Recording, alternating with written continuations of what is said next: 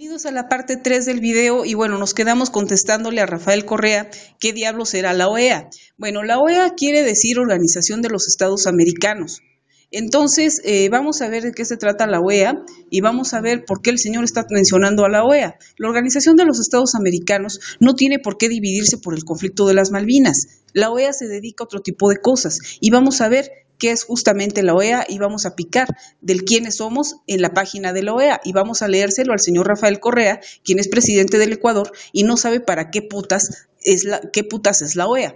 Dice, la Organización de los Estados Americanos es el organismo regional más antiguo del mundo, cuyo origen se remonta a la primera conferencia internacional americana celebrada en Washington, D.C., de octubre de 1889 a abril de 1890. El señor quería destruir por el puto conflicto de las Malvinas una organización de más de 250 años de existencia. Por favor, señor Rafael Correa, no sea ridículo.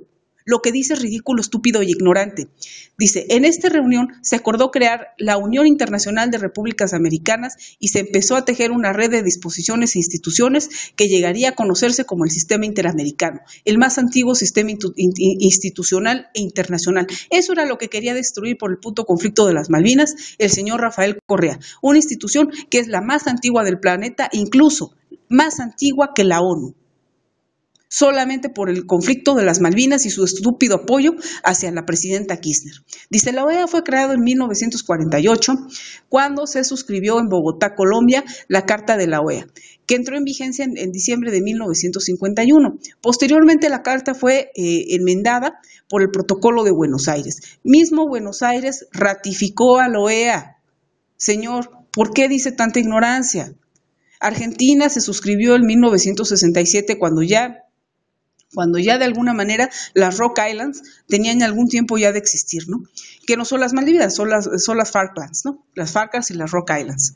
Que entró en vigencia en febrero de 1970 por el Protocolo de Cartagena de Indias, suscritos en 1985, que entró en vigencia en noviembre de 1980, bla, bla, bla, bla, bla, bla. Entonces, es una organización súper importante y evidentemente no se iba a desintegrar por el conflicto de las Malvinas. Eso es una ignorancia. Hoy en día la OEA reúne a 35 estados independientes de las Américas y constituye el principal foro gubernamental, político, jurídico y social del hemisferio. Además, ha otorgado el estatus de observador permanente a 69 estados, así como la Unión Europea. Fíjese qué importante institución, y usted está hablando de las tontas Malvinas, ¿no? Evidentemente la OEA no se iba a desintegrar por las Malvinas. ¿Por qué rayos usted dice que la OEA se tenía que desintegrar por las Malvinas? Por favor, señores, no hay que ser ignorantes. Esta es la Organización de los Estados Americanos y yo no entiendo por qué el señor Rafael Correa, por el conflicto de las Malvinas, quería desintegrar a esta organización tan importante, tan plenaria y de un origen invaluable para el mundo y para las Américas. Es como decir que a final de cuentas, si Estados Unidos tiene una guerra con Afganistán, la ONU se tiene que disolver. ¿Ven el grado de tonterías a las que recurren estas gentes en sus discursos demagógicos? Bien, vamos a seguir con el señor y que nos dé justamente los argumentos por qué según él, el conflicto de las Rock Islands o de las Falklands tenía que ver con la OEA. Tenía que ver el conflicto entre dos países, entre Argentina y los británicos, ¿no? Entonces, señor, ¿qué tiene que ver la OEA? La OEA no tiene nada que ver en ese conflicto. La OEA simplemente pudo haber tenido posturas a favor o en contra de Argentina, pero no tenía por qué disolverse o por qué anda disolviendo instituciones, solamente porque esas instituciones no hablan a favor de lo que usted quiere.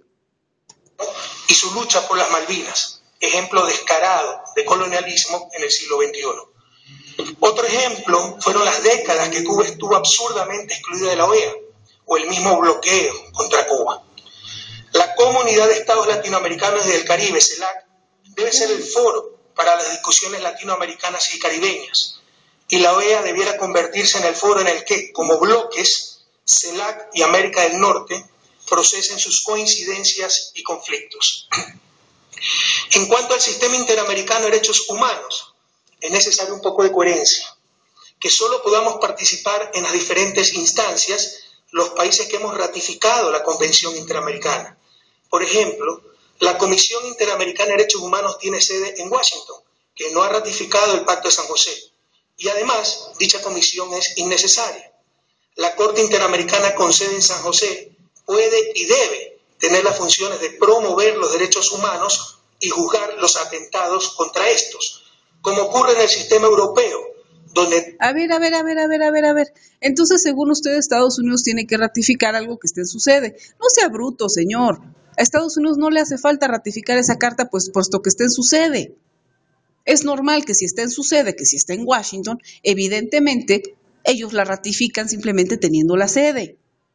Ahora, dice, bueno, es que los estados que solamente hemos ratificado el Pacto de San José, pues bueno, si usted quiere ratificarlo, adelante, pero no, imagínese que solamente participara el Ecuador y la sede de Washington no participara. Entonces, ¿qué es lo que debemos de hacer según su lógica, señor Rafael Correa? ¿Sacar a Washington del juego y meter Ecuador? Por favor, digo, no hay que decir tonterías. Si Washington tiene la sede, es evidente que Washington ha ratificado simplemente con su presencia esa carta.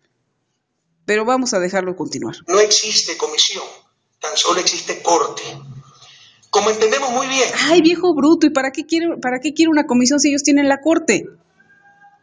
Digo, por favor, vamos, es que dice tantas tonterías este hombre.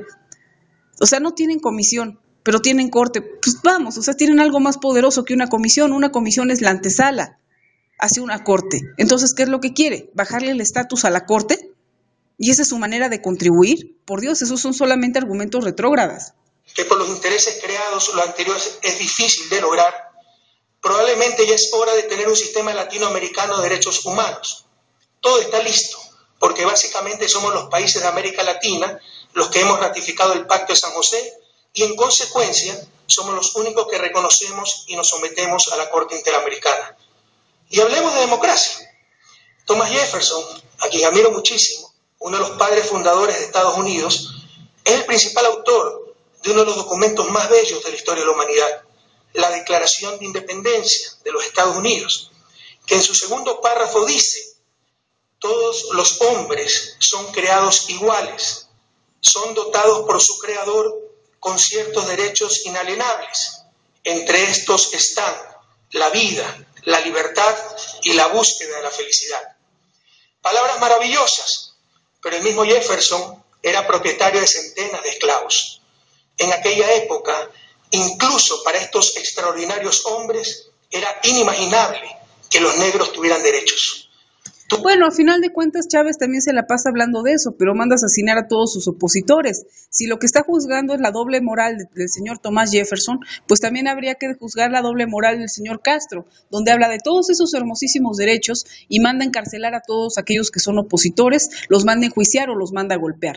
Entonces, señor Correa, pues entonces todos tenemos doble moral. Y no digamos en el país de la señora Kirchner, donde anda persiguiendo al Clarín todo el día porque simplemente no la adulan como la máxima presidenta del universo, ¿no? Ya no se diga también en el país de Michelle Bachelet, donde nadie le puede decir nada a Camila Vallejo porque es automáticamente vetada de todos los medios de comunicación, o no se diga con usted que anda cerrando bocas por internet porque no quiere que nadie le critique. Entonces, si el Thomas Jefferson se equivocó, señor, pues ustedes también están iguales de equivocados. El señor Thomas Jefferson simplemente vivió una época distinta. Recordemos que Thomas Jefferson vivió antes de 1800. Entre el periodo de 1800 y el siglo XIX. Oiga, no sea abusivo, usted vive en el siglo XX y sigue cometiendo los mismos errores que él. El señor simplemente perteneció a su época, eso no lo disculpa, desde luego que eso no lo disculpa, pero en esa época había pensamiento retrógrado. Ustedes cometen exactamente los mismos errores que Thomas Jefferson, solamente que viviendo 2 siglos después, y eso hay que disculpárselo simplemente porque ustedes se sienten en el lado humanitario de la historia. Señor, deje su hipocresía. Usted sí vive en el siglo XX, sí vive en el siglo XXI, deje a la oposición hablar. Hay que dejarlo continuar. Tuvo que pasar casi un siglo desde la Declaración de Independencia para la eliminación de la esclavitud y exactamente un siglo más para la supresión de la segregación racial. Hoy en día, las élites latinoamericanas aún son incapaces de comprender que los derechos fundamentales son para todos. Cuando estas élites denuncian el irrespeto a sus derechos humanos, es porque por primera vez están en igualdad de condiciones bajo el imperio de la ley. Bueno, a final de cuentas, mire, llegamos aquí a la tercera parte, yo ya casi me despido, vamos hacia la cuarta parte. Solamente me queda responderle que a final de cuentas, si lo que está criticando es la segregación racial, recordemos que uno de los territorios más racistas es justamente América Latina. América Latina dividido entre criollos, mestizos e indígenas. Entonces no hablemos de segregación racial con los norteamericanos, donde nosotros somos mismos partícipes del mismo vicio. En un momento estoy con ustedes en la parte 4. Nos vemos, hasta luego.